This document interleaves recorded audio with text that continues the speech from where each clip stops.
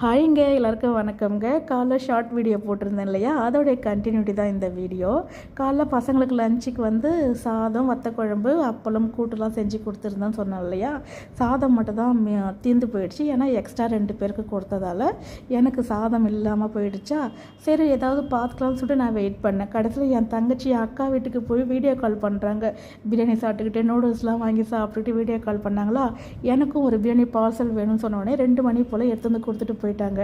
ஆனால் பிரியாணி வந்தவுடனே எனக்கு சாப்பிட்றதுக்கு மனசே வரலங்க. ஏன்னா என் பெரிய பையனுக்கு பிரியாணினா ரொம்ப பிடிக்கும். அதனால் எனக்கு பிடிக்காதுலாம் அர்த்தம் கிடையாது. பசங்களை விட்டு சாப்பிட்றதுக்கு அது என்னமோ தெரியல, மனசு வரவே மாறுது. எதுவாக இருந்தாலும் பசங்க ஸ்கூல் போயிட்டு வந்துட்ட பிறகு இருக்கிற ஒரு பிரியாணியாக இருந்தாலும் ஷேர் பண்ணி சாப்பிட்டுக்கலாம்னு சொல்லிட்டு அப்படியே வெயிட் பண்ணேன்.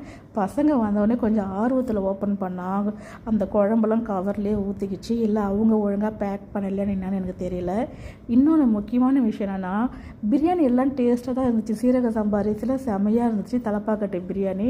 ஆனால் பீஸ் மட்டும் எங்கேன்னு சொல்லிட்டு ஸ்பூன் போட்டு தேடிக்கிட்டே இருக்கேன்.